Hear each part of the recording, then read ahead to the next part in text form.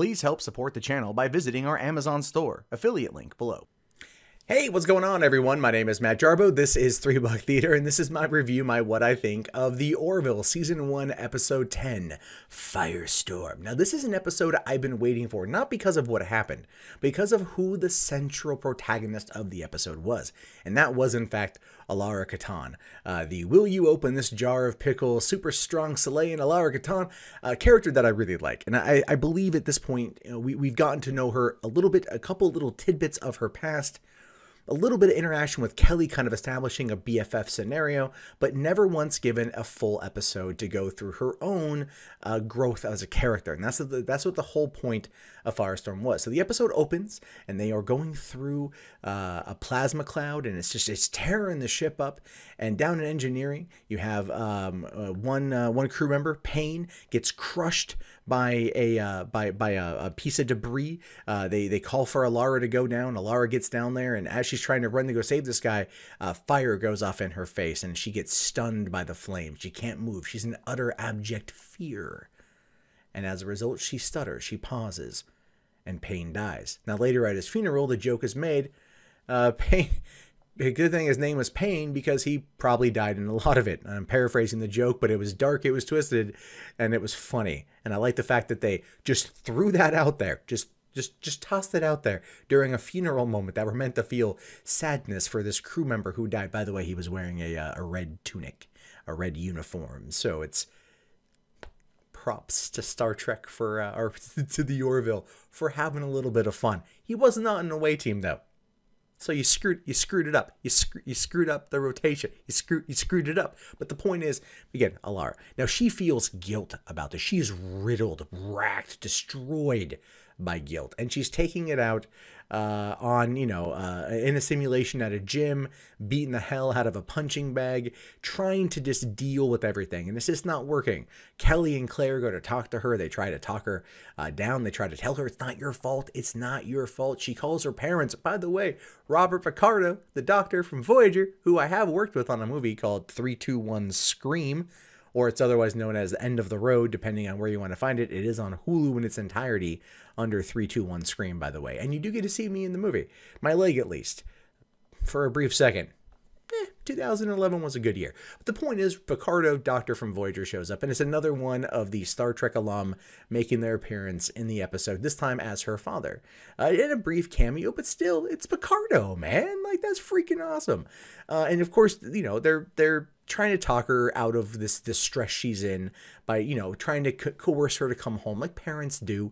Like, well, I don't know why you left in order to join the military. And she's like, well, hey, the humans love the military. The humans, they hold it in high respect. Oh, humans, the hillbillies of the universe. Well, yeah, you elitist, they're not entirely wrong. But the point is that she's still just not getting what she needs. So she decides to quit. She decides to hand in her resignation to Ed. Ed refuses it, right? And then from there, it just gets weird, right? It just gets super weird. She's walking through a corridor. All of a sudden, she sees a clown. Like your standard psycho horror movie clown, and it starts chasing after her. I mean, it runs right at her. It knocks her down, and then she freaks out because she's like, where did it go? I have no idea. She goes and shows everyone, like, look on the comms, look on security footage. They all see that the clown exists, and they can't quite figure out what is going on. The scanners indicate that there is an unidentified human on that floor at that time. So they break off into teams and they head on down to go try to find out what's going on. They try to track it. Something like you would see like an alien. That was the vibe I got from it, like an unidentified life form on the vessel. They have to kind of break up into teams to go and hunt it down.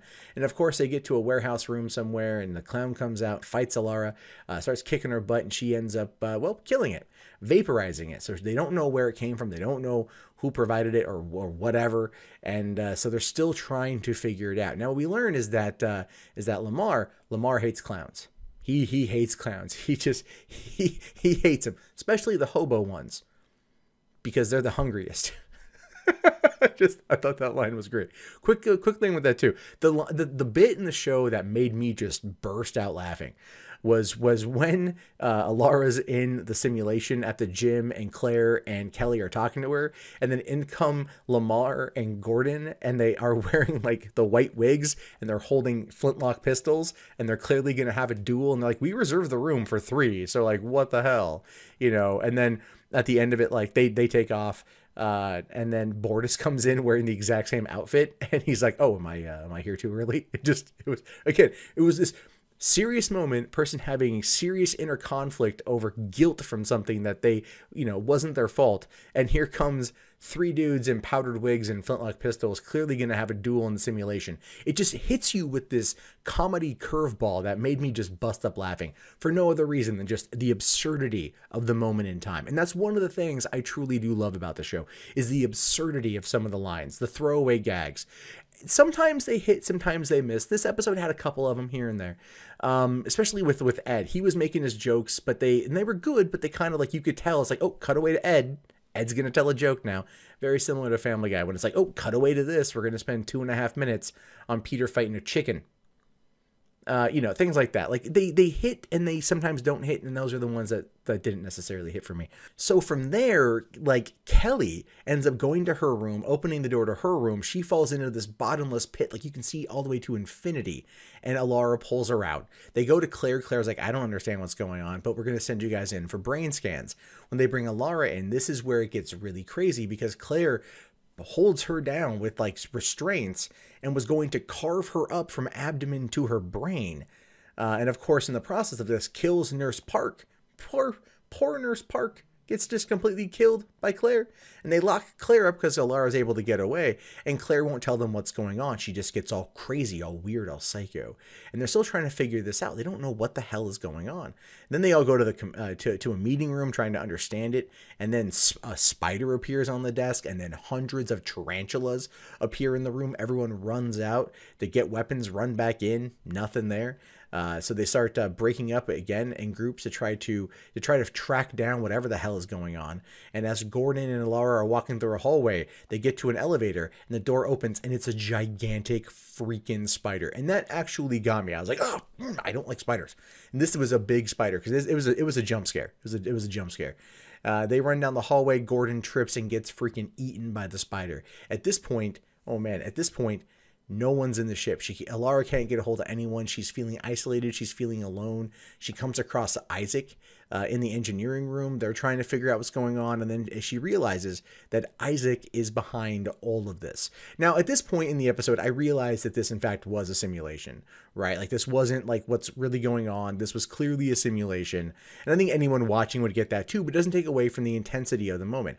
Her and Isaac end up fighting, and it was a good fight. Like, there were some strong hits. This is where Halston Stage, the actress playing Alara, this was a very physical episode. We're talking like, by the end of it, to me, she was coming across full Ellen Ripley, and I just have nothing but mad respect for that.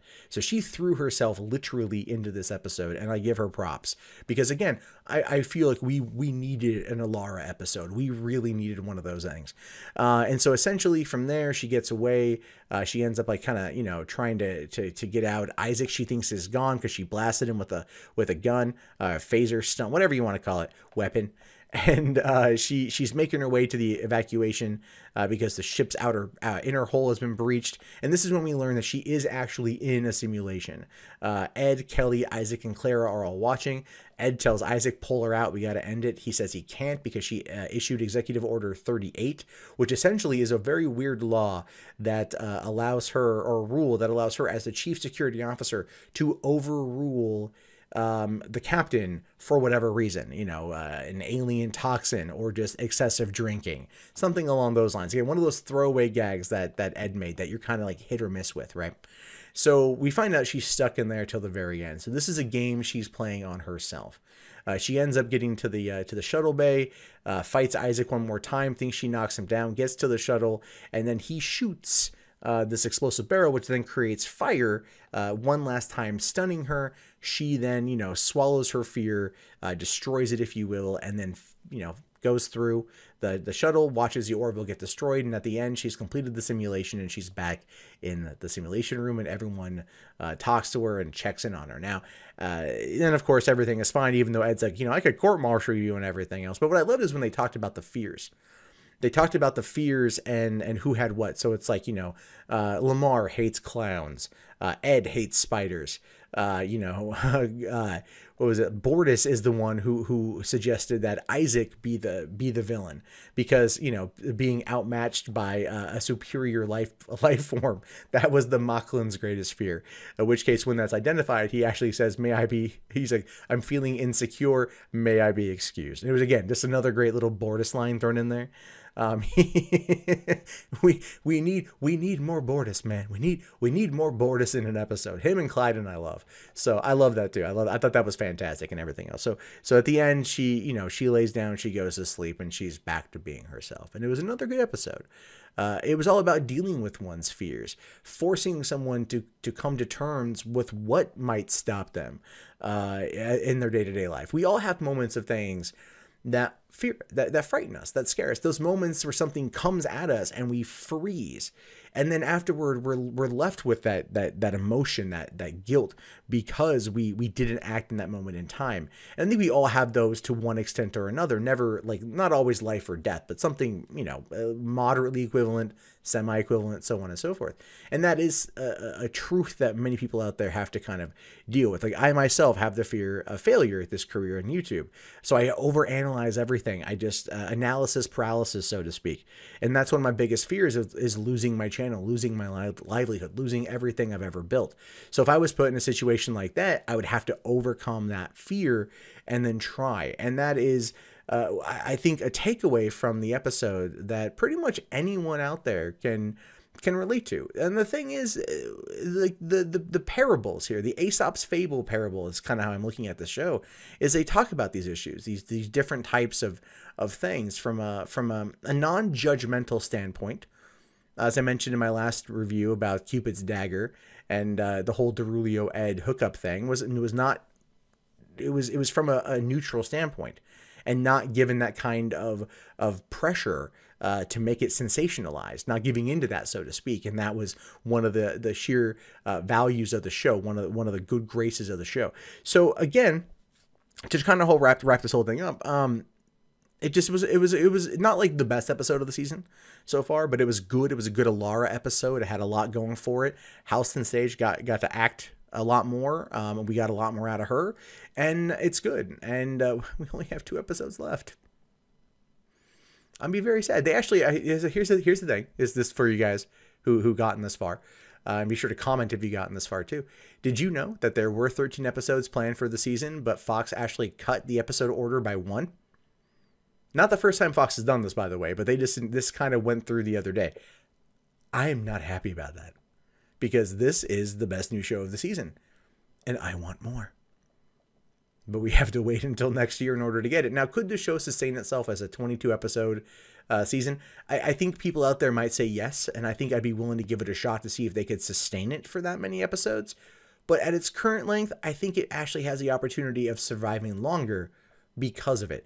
It can condense storylines down, condense all these other things down, and not be completely, what's the word I want to use here? Be completely bogged down by having to create all these storylines, because the arcs are what work. Now, if they wanted to do part 1 of season, or the first half of a season with one specific arc and the second half with another specific arc, I'd be on board with that, and I think they could pull it off. But at the same time, the writing is tight, the characters are good, we don't want to ruin that. So if it's just 12 episodes a year, then I will take the 12 episodes a year, because at least once it's over, oh man, I can rewatch all of it all over again. And trust me, I really plan on it.